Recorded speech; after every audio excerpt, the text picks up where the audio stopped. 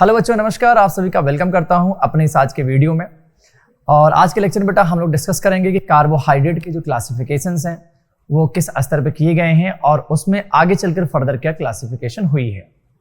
पिछली क्लास में जैसा कि आप जानते हैं हम लोगों ने डिस्कस किया था बायोमॉलिक्यूल के बारे में। आप इसके बारे में पूरा डिटेल पहले वाले वीडियो में आप देख सकते हैं। बहुत बड़ा वीडियो नहीं बेटा, 15 से 20 मिनट का वीडियो है। एक बार आप देखेंगे तो आपको बहुत अच्छे से समझ में आ जाएगा बायोमॉलिक्यूल की बारीकी क्या है। आज मैं आप लोगों के साथ जो टॉपिक शेयर करने जा रहा हूं वो सिर्फ और सिर्फ बायोमॉलिक्यूल में जो कार्बोहाइड्रेट वाला जो टॉपिक है उसका एक बहुत ही स्मॉल पोर्शन है, that is what monosaccharide. Basically carbohydrate जो होता है बेटा वो 3 टाइप से डिवाइड किया गया है, मोनोसैकेराइड, ऑलिगोसैकेराइड और पॉलीसैकेराइड। जिसमें मैं आपको मोनोसैकेराइड आपको मैं समझाने जा रहा हूं, जरा ध्यान से देखें बच्चों। मोनोसैकेराइड्स, ये जो है मोनोसैकेराइड्स जो होता है ये एक्चुअली होता क्या है बेटा? ये सबसे सिंपलेस्ट फॉर्म होता है मोनोसैकेराइड, यानी कि किसी भी कार्बोहाइड्रेट का सबसे सिंपलेस्ट फॉर्म को हम मोनोसैकेराइड के नाम से जानते हैं। तो मोनोसैकेराइड में क्या क्या आता है बेटा? एक तो ग्लूकोज आता है, फ्रक्टोज आता है, गैलेक्टोज आता है। ये सारी चीजें बेटा आपका मोनोसैकेराइड होता है, मतलब एक सिंपलर यूनिट ऑफ कार्बोहाइड्रेट। ठीक है, अब ये मोनोसैकेराइड जो है कितने टाइप का होता है इसके बारे में जरा हम देखें बेटा। It is of 2 type. It is of 2 type. हो सकता है कुछ मोनोसैकेराइड में एल्डिहाइड हो सकता है उस मोनोसैकेराइड में कीटोन हो, है ना बेटा? तो ये 2 टाइप का होता है। एक होता है बेटा एल्डोज और एक होता है कीटोज। जरा ध्यान से बच्चों देखना ये बात। एक होता है एल्डोज और एक होता है कीटोज। ठीक है, एल्डोज बेसिकली क्या होता है? वो मोनोसैकेराइड्स यानी दोस monosaccharides which contain कौन सा ग्रुप बेटा? Aldehyde at C1।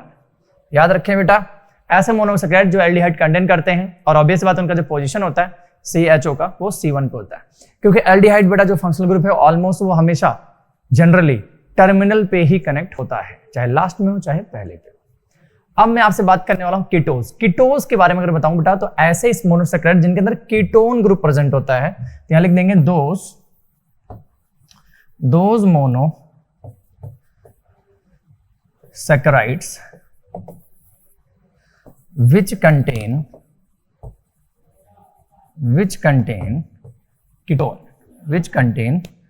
ketone। ठीक है, which contain ketone at C2 at, जब मैं आगे बताऊंगा बेटा तो ये चीज आपको और बेहतरीन तरीके से समझ में आ जाएगा। तो ओवरऑल मोनोसैकेराइड 2 टाइप के होते हैं बेटा। कौन से? एक एल्डोज होता है और एक कीटोज होता है। रट्टा मार ले बेटा, aldose aldose aldose and ketose ketose ketose ketose. Ketose और एल्डोज 2 टाइप होते हैं मोनोसैकेराइड के, और इनके अंदर आगे का क्लासिफिकेशन आपको मैं समझाने की कोशिश करता हूं। नेक्स्ट पॉइंट पे आते हैं बेटा, और हम इसको फर्दर डिवाइड करते हैं। मान लो किसी मोनोसैकेराइड में जो कार्बन है, किसी मोनोसैकेराइड में जो कार्बन है, ठीक है बेटा, अब कार्बन है तो उसके अंदर कार्बन 3 हो सकते हैं, 4 हो सकते हैं, 5 हो सकते हैं। मान लो उस मोनोसैकेराइड में 3 कार्बन है। कितने कार्बन है बेटा? 3 कार्बन है। तो उसका नाम क्या होगा जानते हो बेटा? नेम। उसका नाम होगा ट्राइओज। क्या?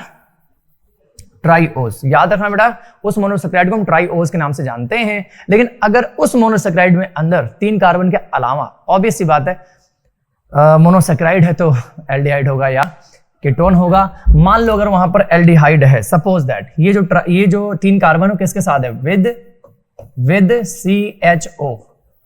With CHO। ठीक है, तो इसको बोलेंगे एल्डो ट्राइओज। और बेटा अगर मान लो वहां पर कीटोन है विद C+O, मान लेते हैं, तो क्या आएगा बेटा? यहां पर कीटो ट्राइओज। तो बताओ बेटा ये चीज समझ में आता है? अगर मोनोसैकेराइड में 3 कार्बन है तो आप ट्राइओज बोलोगे, और अगर उसके अंदर एल्डिहाइड है तो एल्डो ट्राइओज हो जाएगा, या अगर कीटोन है तो कीटो ट्राइओज हो जाएगा। यानी मोनोसैकेराइड आपके 2 पार्ट में डिवाइड हो गए। अब 4 कार्बन होगा, ऑब्वियस है टेट्रोज होगा। 5 कार्बन होगा तो पेंटोज होगा। 6 कार्बन होगा तो हेक्सोज होगा। मान लो मैं एक बात कर रहा हूं बेटा, मैं इधर नाम लिख नहीं रहा बेटा, आप समझ जाना यहाँ क्या करना है ना? ऑब्वियस सी बात है, आप लोग इतने समझदार तो हो। मैं इधर आगे नहीं, मैं डायरेक्टली कहां जा रहा हूं बेटा, कौन से कार्बन पे जा रहा हूं बताओ, 6 कार्बन। ऐसा मोनोसेक्राइड जिसके अंदर 6 कार्बन है। प्यारे प्यारे बच्चों 6 कार्बन है। 6 कार्बन मतलब ये होता है कि हेक्सोज, क्या है वो, हेक्सोज है। अगर एल्डिहाइड है बेटा, उस हेक्सोज के अंदर क्या है, एल्डिहाइड है, तो हम क्या बोलेंगे, एल्डोहेक्सोज। क्या बोलोगे, एल्डोहेक्सोज। अगर उसके अंदर कीटोन है तो बोलोगे आप कीटोहेक्सोज, कीटोहेक्सोज। ठीक है। तो बच्चों हमारे सिलेबस में, हमारे 12th क्लास के सिलेबस में या आगे आपके नीट में या जेई में जो मोनोसेक्राइड है वो बेटा क्या है जानते हो, हेक्सोज है। 6 कार्बन वाला मोनोसेक्राइड आप पढ़ोगे। कितने कार्बन वाला, 6 कार्बन वाला। ठीक है। अब 6 कार्बन वाला जो मोनोसेक्राइड है, अगर उसके अंदर एल्डिहाइड है तो एल्डिहाइड होगा तो उसको हम क्या बोलेंगे, एल्डोहेक्सोज। कितने कार्बन है, 6 है, तो एल्डोहेक्सोज। ठीक है। और अगर उसके अंदर कितने कार्बन, उसके अंदर अगर कीटोन है तो कीटोहेक्सोज। सिंपल सी बात है। अब थोड़ा सा आपको यहां पर याद करना पड़ेगा एक चीज और, कि मान लो बच्चों मैं इसका एग्जांपल अगर आपसे बताऊं तो एल्डोहेक्सोज का जो एग्जांपल है वो है ग्लूकोज। क्या है वो, क्या है वो, ग्लूकोज। क्या है, ग्लूकोज। ओ इसका मतलब ग्लूकोज में एल्डिहाइड होता है, बिल्कुल होता है। एल्डोहेक्सोज में एल्डिहाइड होता है। कीटोहेक्सोज में जो आपका एग्जांपल है वो है फ्रक्टोज। तो बच्चों कि ग्लूकोज एक एल्डोहेक्सोज है जिसके अंदर 6 कार्बन है। कितने कार्बन है, 6 कार्बन है। और कीटोहेक्सोज में फ्रक्टोज है। कितने कार्बन बेटा, 6 कार्बन है। तो चलिए हम ग्लूकोज और फ्रक्टोज को बनाकर देखते हैं। ठीक है, चलिए नेक्स्ट लाइन में। तो 1 बाय 1 बेटा हम लोग बात करेंगे। मैं सबसे पहले आप लोगों से चर्चा करूंगा। क्या करूंगा, चर्चा। ग्लूकोज, ग्लूकोज का फॉर्मूला क्या होता है बच्चों, जानते हो आप लोग? ग्लूकोज का फॉर्मूला होता है C6H12O6। कह दो ये बात एकदम क्लियर हो चुकी है, रट्टा मार लेना बेटा इसे। ठीक है, थोड़ा गले में प्रॉब्लम है जुकाम, लेकिन ठीक है चलता है बेटा आप लोगों के लिए, राइट। यही तो एक काम है बेटा जिसको करने में मजा आता है। आप लोगों को पढ़ाने में, आपको समझाने में हमें बहुत मजा आता है। हमें ये नहीं दिखाई देता जुकाम है, क्या है, कैसे है। आप लोगों के लिए बेटा जो भी एफर्ट में लगा पाऊं, I will do it, honestly I am telling you. तो C6H12O6, ठीक है, ये बेटा आपका फॉर्मूला होता है ग्लूकोज का। और गौर करने वाली बात ये है, यही फॉर्मूला आपका फ्रक्टोज का भी होता है। इसका होता है फ्रक्टोज का। तो बच्चों ये जो ग्लूकोज होता है सबसे ज्यादा ये किस पे पाया जाता है पता है ना, हमारे प्लैनेट पे सबसे ज्यादा पाया जाता है।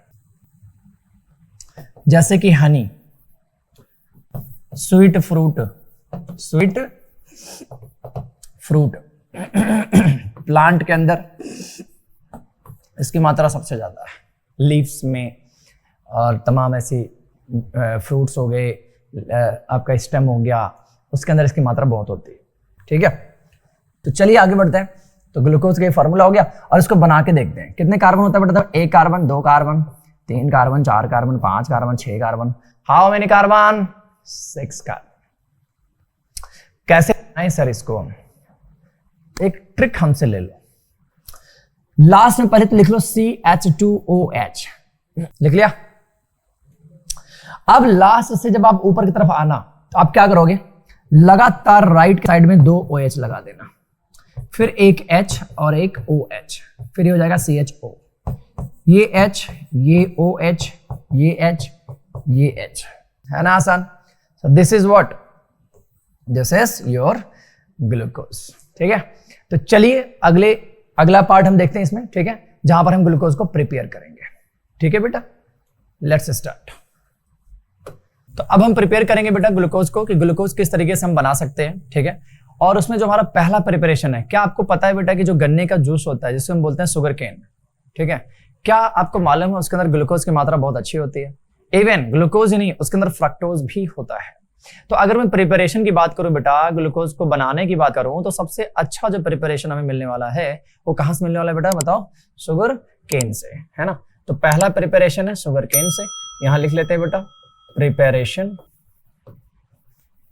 प्रिपरेशन ऑफ ग्लूकोज, है ना, from sugar cane. Sugar cane का फॉर्मूला क्या होता है बच्चों?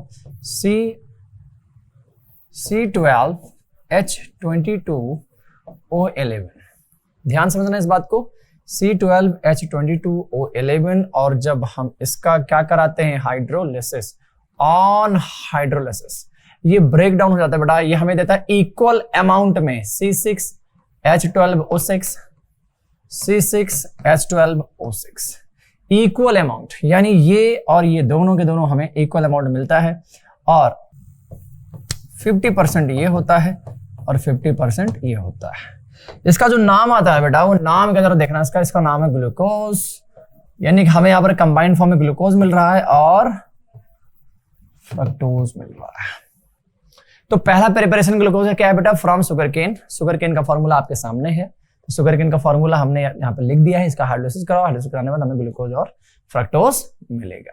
ठीक है, चलिए नेक्स्ट बात करते हैं। नेक्स्ट हमारा क्या रहेगा इसमें जो प्रिपरेशन है? सेकंड जो हमारा प्रिपरेशन है बेटा, स्टार्च, फ्रॉम स्टार्च। ठीक है, तो स्टार्च से देखो कैसे बनाएंगे हम लोग, फ्रॉम स्टार्च। स्टार्च मतलब आपको पता होना चाहिए कि बेटा स्टार्च कहाँ पाया जाता है। आपने जनरली सुना होगा, अरे यार चावल में स्टार्च होता है, आलू में स्टार्च होता है। तो स्टार्च बेसिकली है क्या, है ना? तो स्टार्च को अगर आसान भाषा में कहूं तो ये बेटा ग्लूकोज का एक पॉलीमर है। क्या है? पॉलीमर। जिस तरीके से मोती का माला आप पहनते हो, ठीक है, तो आप उसको माला बोलते हो, तो उसमें बहुत सारी मोतियां लगी हुई हैं, है ना? ऐसे स्टार्च को आप एक माला समझ लो और उसके अंदर जो मोतियां हैं, समझ लो आप, वो क्या है? ग्लूकोज है। बेसिकली अगर मैं यूं कहूं कि starch is made up by only what? Glucose, या यूं कह लो कि starch is a polymer of glucose, आसान भाषा में। ठीक है, तो यहां लिख लेते हैं।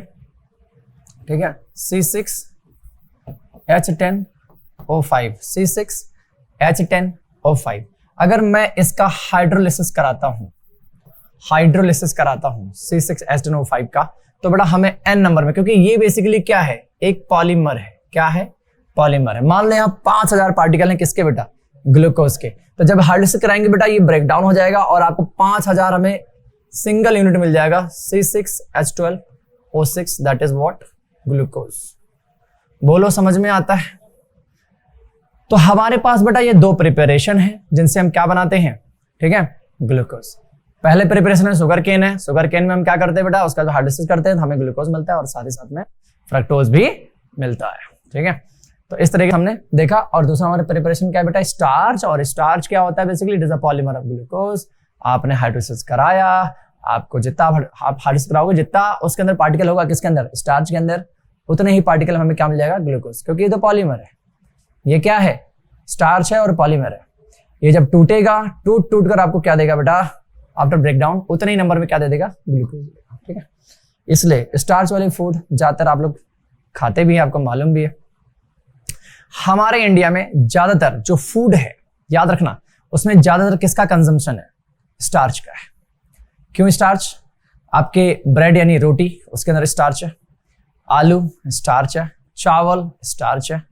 ठीक है बेटा, तो एक बात बताओ बेटा, जब आप अपने खाने के डाइट में चावल है, रोटी है, सब्जी में आलू ज्यादातर आप खा रहे हैं, दाल थोड़ा ही खा रहे हैं, आई नो दैट। ठीक है, अब दाल कौन पीता होगा, है ना? 2-2, 3-3 गिलास, बहुत मुश्किल है। तो जनरली मैं आपको बता दूं, हमारे भारत में शुगर के पेशेंट ज्यादा क्यों है? क्योंकि हमारे भारत में सबसे ज्यादा अगर देखा जाए जो खाया जाता है वो क्या है? शुगर ही तो है। बेसिकली ग्लूकोज क्या है? शुगर ही तो है, मीठा ही तो है, रोटी के फॉर्म में है, लेकिन है तो चीनी ना। फिर तो आप चीनी ज्यादा खा रहे हो बेटा। अब आप चीनी ज्यादा खा रहे हो, वर्कआउट है नहीं, तो शुगर आपको नहीं होगा तो किसका होगा? सिंपल सी बात है। इसलिए हमारा जो इंडिया है वो एक कैपिटल है पूरे वर्ल्ड में शुगर पेशेंट का, है ना? तो इसी तरीके से बेटा इसको समझे कि ग्लूकोज की मात्रा भी उतनी ही इंपॉर्टेंट जितना कि प्रोटीन, विटामिन और मिनरल, सबका जो है बैलेंस डाइट होना चाहिए। तो चलिए खैर, इसी के साथ बेटा मैं इस वीडियो का अंत करता हूं। मिलते हैं अगले वीडियो में आप लोगों से कुछ और चीजों पर चर्चा करने के लिए। तब तक बेटा आप सभी का बहुत बहुत धन्यवाद एंड थैंक यू।